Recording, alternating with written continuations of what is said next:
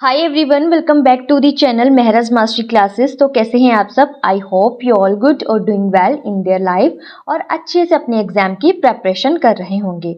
So I am back with the Indian polity lecture which is the making of the constitution, जो Laxmikant book से मैं आपको करवा रही हूँ।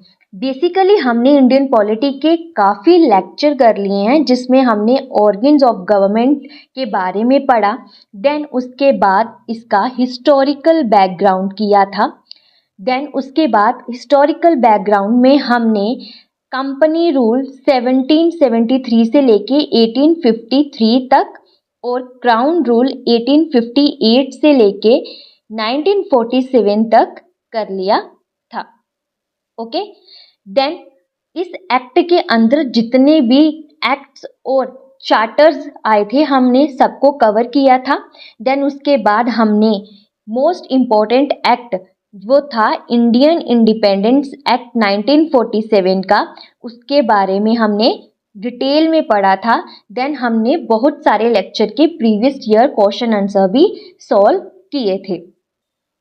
देन उसके बाद नेक्स्ट टॉपिक हमने किया था making of the Indian constitution. इसमें हमने ये पढ़ा कि कॉन्स्टिट्यूट असेंबली क्या होती है, सबसे पहले इसकी डिमांड किसने की थी। Then composition of constituent assembly के बारे में पढ़ा। और अब मैं आपको थोड़ा सा प्रीवियस लेक्चर का रिवीजन करवा देती हूँ, जिससे कि आप अच्छे से इसको अगले लेक्चर के साथ कनेक्ट कर सकते हैं।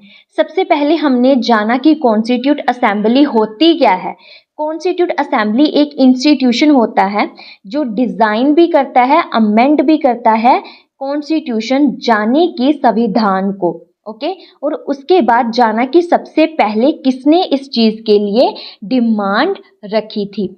ओके, अब आपने मुझे बताना है कि सबसे पहले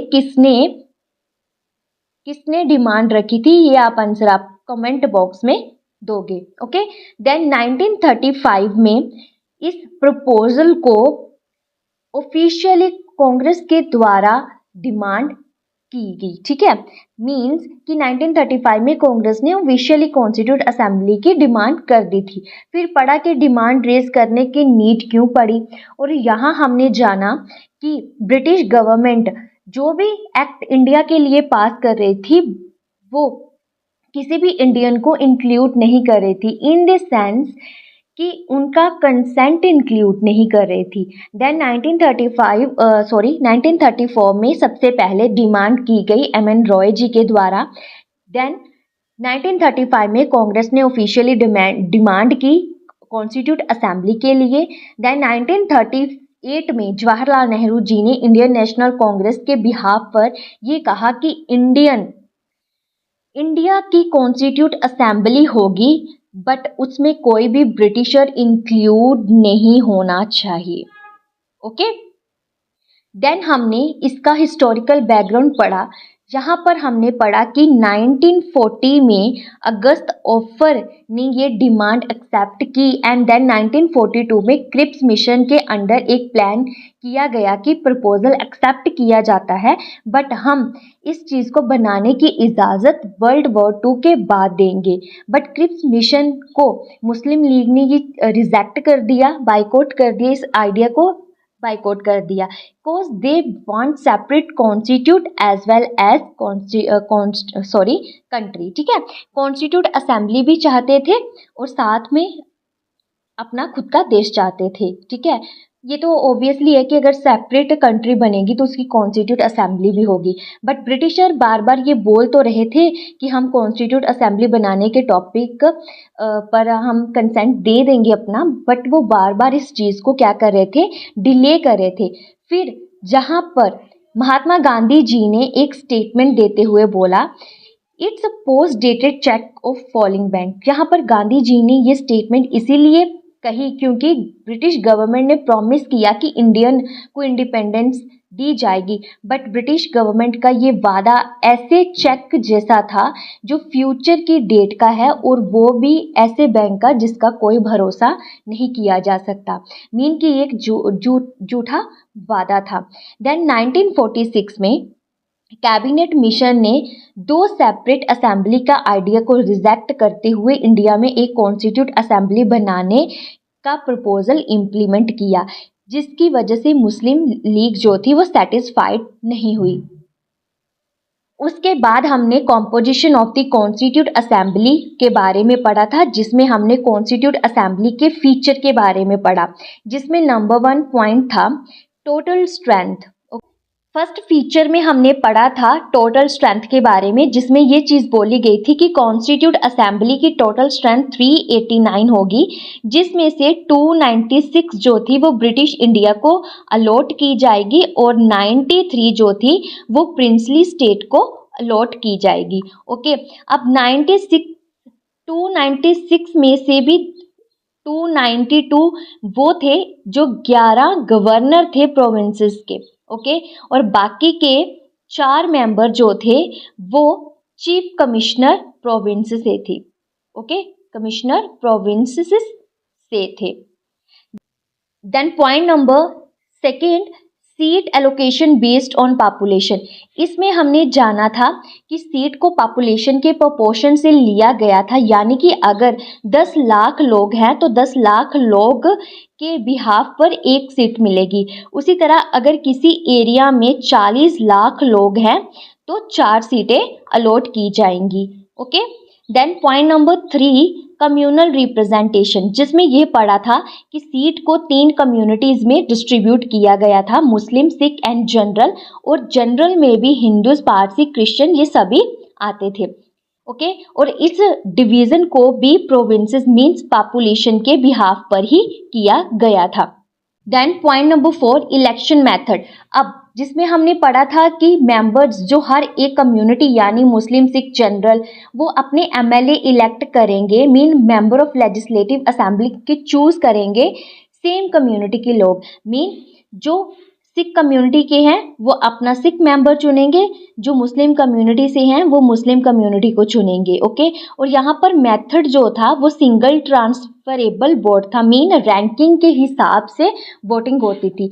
आज इंडिया में देखा जाए तो प्रेसिडेंट और वाइस प्रेसिडेंट जैसी पोस्टों को भी एसटीवी के अकॉर्डिंग ही चूज किया जाता है। Then last point is princely state representative. तो प्रिंसली स्टेट में कोई इलेक्शन नहीं होता था, ये डायरेक्ट नॉमिनेट करते थे। कौन करता था इसको? प्रिंस डायरेक्ट नॉमिनेट करता था। ओके, जो रिप्रेजेंट करेगा कॉन्स्टिट्यूट असेंबली में। ओके, आई होप कि आपका रिवीजन अच्छे से हो गया होगा। अभी कुछ एक्स्ट्रा पॉइंट है उसको भी एक एक करके देख लेते हैं। तो कहा गया है कि कॉन्स्टिट्यूट असेंबली पार्शियली नॉमिनेटेड थी और पार्शियली ही इलेक्टेड थी। ओके, और 1946 जुलाई और अगस्त में कॉन्स्टिट्यूट असेंबली के लिए इलेक्शन हेल्ड किए गए थे, जिसमें से कांग्रेस को 208 सीट्स मिली थी, मुस्लिम लीग को 73 मिली थी और दूसरे कैंडिडेट्स वो थे उनको 15 सीट्स मिली थी, और प्रिंसली स्टेट्स थी जो उनको 93 सीट्स पर अलॉट की गई थी। बट इन्होंने असेंबली को चूज करने से, ज्वाइन करने से मना कर दिया था। ओके, देन एक बहुत इंपॉर्टेंट पॉइंट है जिसमें ये बोला गया है कि कॉन्स्टिट्यूट असेंबली में हर एक कम्युनिटी से मेंबर प्रेजेंट था, मीन इंडियन सोसाइटी से Hindu, Muslim, Sikh, Parsi, Anglo Indian, ST, SC, ये सबसे एक एक मेंबर ज़रूर प्रेजेंट था और ज़्यादा मेंबर भी हो सकते हैं। बट मेन मोटिव यहाँ पर ये इस चीज़ का है कि हर कम्युनिटी का मेंबर प्रेजेंट था। और दूसरी इम्पोर्टेंट बात कि वुमेन्स, जो वुमेन्स थी हर एक कम्युनिटी से प्रेजेंट थी। ओके, और किसने इस असेंबली को ज्वाइन नहीं किया था? वो थे महात्मा गांधी जी। ओके, तो आज का हमारा टॉपिक है working of the constitute assembly. सबसे पहले मैं आपको बता दूं कि मेकिंग ऑफ कॉन्स्टिट्यूशन के अंडर ही ये पॉइंट आता है, working of constituent assembly. Okay, थोड़ा सा मैं आपको इसके बैकग्राउंड के बारे में, बैकग्राउंड नहीं, इसको आप बोल सकते हो कि जैसे इंडेक्स होता है ना बुक का, वैसे मैं आपको थोड़ा सा समझा देती हूँ कि मेकिंग ऑफ कॉन्स्टिट्यूशन में कौन कौन से टॉपिक, सब टाइटल पढ़ेंगे। Making of Indian constitution,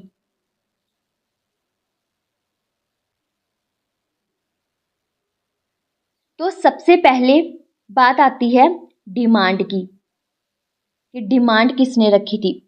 then second point आता है कंपोजिशन, जो हमने अभी कवर कर लिए हैं। ओके। और आज हम करेंगे working of the constitution, working of the constitution. Then point है हमारा enforcement, okay, enforcement of the constitution, इस सब टाइटल को भी करेंगे।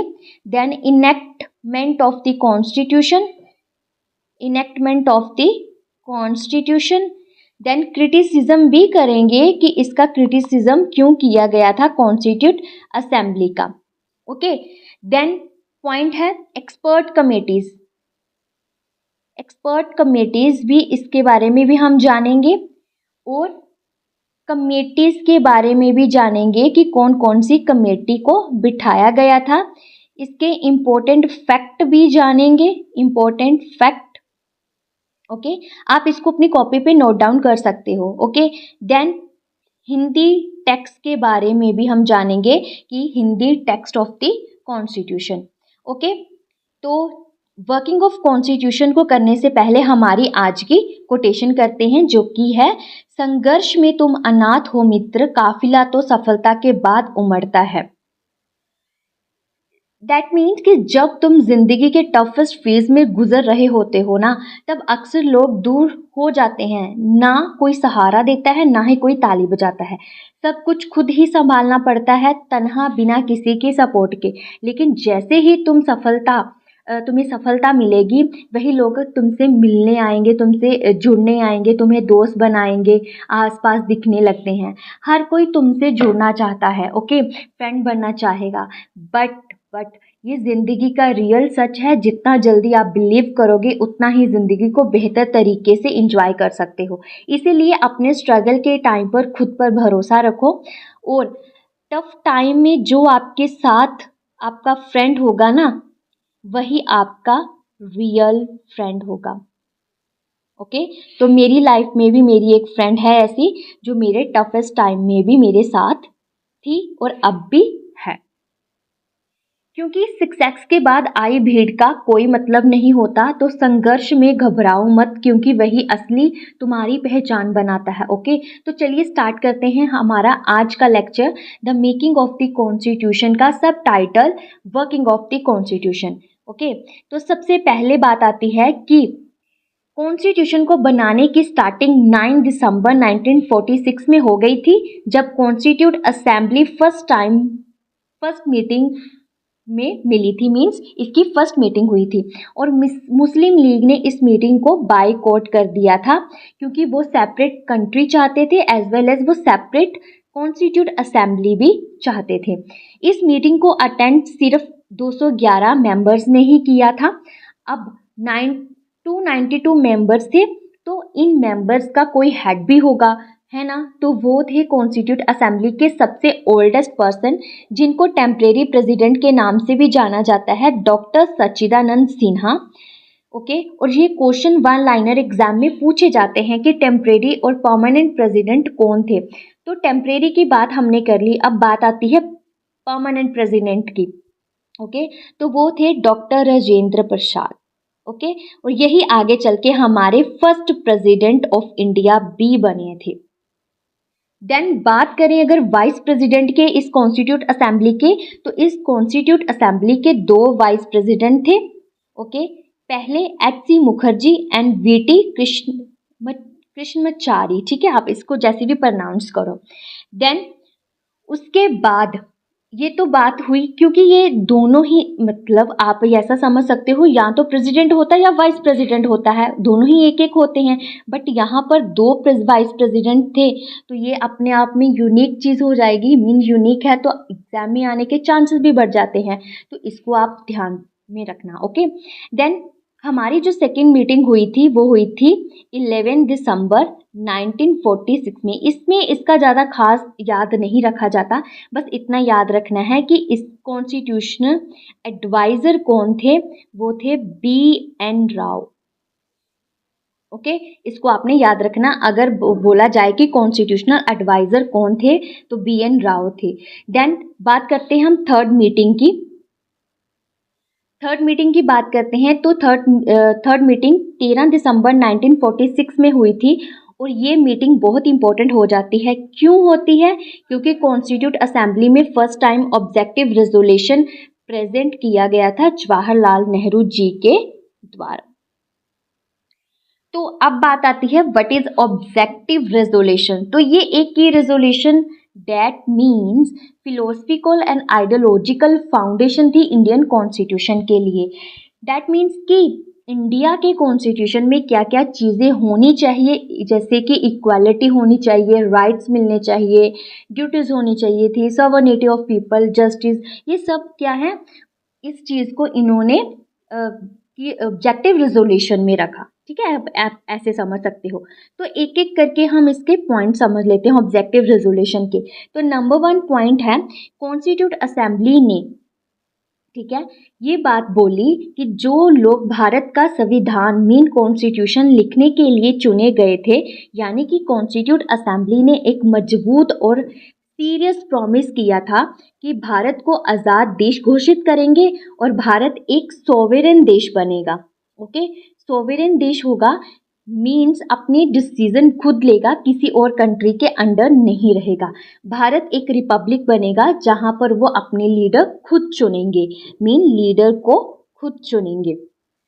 और एक और चीज़ बोली इन्होंने कि हम संविधान बनाएंगे, कॉन्स्टिट्यूशन बनाएंगे जिसमें लिखा होगा कि देश कैसे चलेगा, कानून क्या होंगे, लोगों के राइट्स क्या होने चाहिए। ओके, देन पॉइंट नंबर 2, इस पॉइंट का मीन्स है कि जो भी टेरिटरीज, हिस्सा, जो पार्ट, जो राज्य ब्रिटिश इंडिया में आते थे पहले, जहाँ जो इंडियन स्टेट हैं, जहाँ जो इंडियन के बाहर हैं लेकिन भारत का हिस्सा बनना चाहते हैं, वो सब मिलके एक सोवेरेन देश बनाएंगे। मीन एक सोवेरेन देश, इंडिपेंडेंट एंड सोवेरेन देश बनाएंगे। देन पॉइंट नंबर 3, यहाँ बोला गया है कि जो टेरिटरीज, ये बहुत बड़ा है, दिखने में आपको बड़ा लगेगा बट इसका मीन बहुत अच्छा है। ठीक है, इसको ऐसे समझो, जो टेरिटरीज, जहाँ राज्य, हिस्सा भारत का पार्ट है, चाहे उनकी बाउंड्री अभी जैसे भी हैं बाद में बदली भी जाएं, उन्हें एक ऑटोनोमस यूनिट, स्वतंत्र राज्य का स्टेटस मिलेगा। मीन उनके पास अपने गवर्नमेंट चलाने का फुल राइट होंगे, उनको हर तरह के पावर और काम करने की अथॉरिटी मिलेगी, बस उन पावर को छोड़कर जो यूनियन गवर्नमेंट के पास होंगी। ओके, आई नो अभी भी आपको कंफ्यूजन होगा, let's break into more simple language. जैसे कि आप इसको ऐसे समझो कि इंडिया एक कंट्री है, ठीक है, इंडिया कंट्री में आगे स्टेट्स होती हैं, ठीक है, तो स्टेट की जो भी बाउंड्री होगी, जैसे ये आपके पंजाब की बाउंड्री है, ऐसे आप इसको चंडीगढ़, जो कोई भी बाउंड्री समझ लो, ऐसे राजस्थान, ऐसे जो बाउंड्री है जो उस टाइम 1946 के टाइम बाउंड्री थी वैसी ही रहेगी, अगर बाद में बदली भी जाए, बट वो क्या करे, बट उनको ये बोला गया कि आप ऑटोनॉमस यूनिट ही रहोगे, मीन्स हर स्टेट अपने आप में एक सेल्फ गवर्निंग यूनिट होगी। ओके, जैसे आज कि जैसे स्टेट्स है, सारे इंडिया की स्टेट्स, महाराष्ट्र, पंजाब, तमिलनाडु, केरला, आंध्र प्रदेश जैसे स्टेट्स हैं, अपने काम खुद संभालती हैं, एंड बाकी की रेजिडुअरी पावर्स जो होती हैं, जैसे डिफेंस से रिलेटेड, करेंसी से रिलेटेड, फॉरेन से रिलेटेड, फॉरेन अफेयर्स से रिलेटेड, ये सिर्फ यूनियन गवर्नमेंट देखती है, इसमें स्टेट की इंटरफेरेंस नहीं होती, बट स्टेट हेल्प ज़रूर करती है। ओके, आई होप आपको अब अच्छे से समझ आ गया होगा, क्लियर हो गया होगा। देन पॉइंट नंबर 4 बोलता है कि भारत एक आज़ाद और सोवेरेन सेल्फ रूल देश होगा। इस देश की सारी ताकत और अथॉरिटी यानी कि अधिकार, चाहे वो सेंट्रल सरकार हो चाहे वो स्टेट सरकार हो, ठीक है, जहाँ किसी भी पार्ट की गवर्नमेंट सिस्टम हो, ये सब लोगों से आते हैं, यानी कि देश के असली मालिक जनता है। ठीक है, तभी प्रियम्बल में ये चीज़ बोली जाती है, we the people of India. Okay, ऐसा कुछ बोला जाता है। तो मीन्स कि सारी की सारी पावर, सारे देश के असली मालिक जो हैं वो जनता है, इसीलिए सरकार भी जनता के लिए ही काम करेगी क्योंकि जनता ने उनको चुना है। Then move to further point. So this वाले पॉइंट को आप देखो, इस पॉइंट में बोला गया है कि इंडिया का हर एक सिटीजन है, उस सबको ये चीज़ें मिलेंगी, जैसे कि इंसाफ, जस्टिस, बराबरी, इक्वालिटी, आज़ादी, फ्रीडम। लेकिन ये सब फ्रीडम कानून और समाज के नियमों के अंदर ही होगी। ओके, देन पॉइंट आप देखिए यहाँ, where inadequate safeguard shall be provided for minorities, backward, tribal areas. India में माइनॉरिटी जैसे मुस्लिम, क्रिश्चियन एक्सेट्रा, पिछड़े इलाके, ट्राइबल एरियाज और backward classes, SC, ST, OBC के लिए स्पेशल सुरक्षा सेफगार्ड दी जाएगी। Okay, then point number 7, this incident land attain its rightful honor place in the world, make its full and willing contribution to the promotion of the world peace and welfare of mankind। तो इस point का मतलब ये है कि भारत अपनी ज़मीन, land, समुद्र, जर्नी की सी और हवाई क्षेत्र, एयर स्पेस पर अपना अधिकार, राइट बनाए रखेगा और अपने देश की एकता और पूर्णता, टेरिटोरियल इंटीग्रिटी को प्रोटेक्ट करेगा और इंसाफ भी इंटरनेशनल कानून के अकॉर्डिंग ही मेंटेन करेगा। और साथ में ये भी बोला गया कि आज़ादी के बाद भारत दुनिया में अपनी एक इज्जतदार और सही जगह बना लेगा और पूरी ईमानदारी और इच्छा से वर्ल्ड पीस, विश्वास, शांति और मानवता के भले, वेलफेयर ऑफ मैनकाइंड के लिए अपना कंट्रीब्यूशन देगा। ओके, तो इस रेजोल्यूशन को अडॉप्ट किया गया कॉन्स्टिट्यूट असेंबली के द्वारा 22 जनवरी 1947 में। मींस ऑब्जेक्टिव रेजोल्यूशन ने संविधान बनाने के हर स्टेज पर असर डाला है। जो भी आगे स्टेप लिए गए कॉन्स्टिट्यूशन लिखने के प्रोसेस में, उन सब पर इसका प्रभाव रहेगा, इस ऑब्जेक्टिव रेजोल्यूशन का। और बाद में ये ऑब्जेक्टिव रेजोल्यूशन प्रेम्बल के रूप में भी आता है। ओके, और इसके बाद क्या हुआ, जो प्रिंसली स्टेट कॉन्स्टिट्यूट असेंबली को ज्वाइन करने से मना कर रही थी, अब वो भी आके कॉन्स्टिट्यूट असेंबली में जुड़ने लगी। ऐसी 6 प्रिंसली स्टेट्स थी जो आके जुड़ी थी। पहली थी बड़ौदा, ठीक है, बीकानेर, जयपुर, पटियाला, रेवा एंड उदयपुर। ओके, ये सारी की सारी अप्रैल 12 को 1947 में कॉन्स्टिट्यूट असेंबली का हिस्सा बनी थी। जो मेंबर मुस्लिम लीग के इंडियन डोमिनेंस से थे वो भी एंटर करने लगे असेंबली में। और इसके बाद चेंजेस किए गए इंडिपेंडेंस एक्ट में। इंडिपेंडेंस एक्ट जो ब्रिटिश गवर्नमेंट ने बनाया था, उसमें ये बात बोली गई थी कि अगर इंडिया चाहे तो इसमें चेंजेस कर सकता है, अमेंड कर सकता है। तो उन्होंने ऐसे 3 चेंजेस किए थे। तो नंबर 1 चेंजेस क्या था, कॉन्स्टिट्यूट असेंबली को पूरी आज़ादी, सॉवरेनिटी दी गई थी। वो अपना संविधान, कॉन्स्टिट्यूशन खुद बना सकती है जैसे चाहे। अगर ब्रिटिश पार्लियामेंट ने इंडियन के लिए कोई कानून बनाया था तो असेंबली उस कानून को बदल भी सकती थी या हटा भी सकती थी। इन शॉर्ट कहीं तो असेंबली को फुल पावर थी अपना संविधान बनाने की और ब्रिटिश के बनाए कानून हटाने या बदलने की। ठीक है, तो नंबर 1 पॉइंट ये था। उसके बाद हम बात करते हैं सेकंड पॉइंट की। एक सेकंड, हम शायद ज़्यादा आगे आ गए।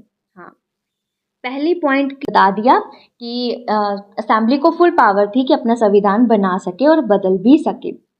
Then point number 2, assembly, constitute assembly 2 काम मीन्स कॉन्स्टिट्यूट असेंबली को 2 काम दिए गए। एक फ्री इंडिया के लिए संविधान बनाना, दूसरा देश के लिए नॉर्मल कानून, ऑर्डिनरी लॉज बनाना। मीन्स वो सिर्फ कॉन्स्टिट्यूशन ही नहीं बल्कि डेली यूज़ के कानून भी बना रही थी।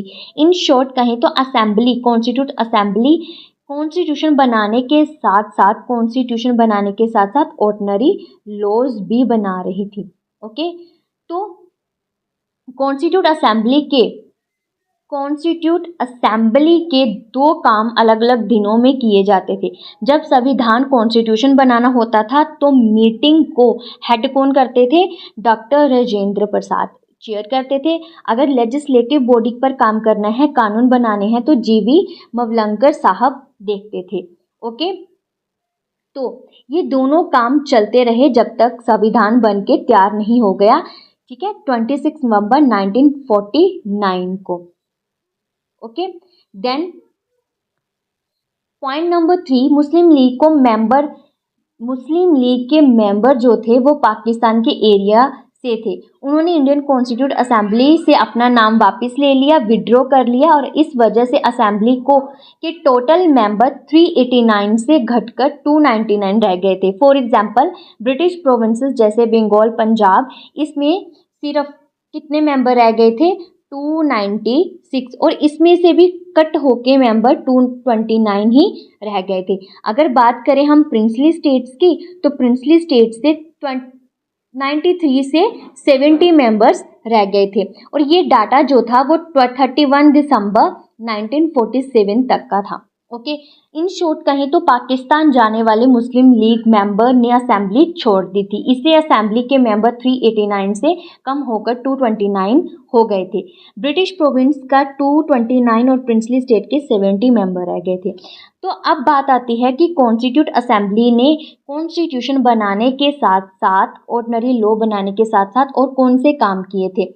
तो सबसे पहले मई 1949 को इंडियन ने कॉमनवेल्थ की मेंबरशिप को अप्रूव किया।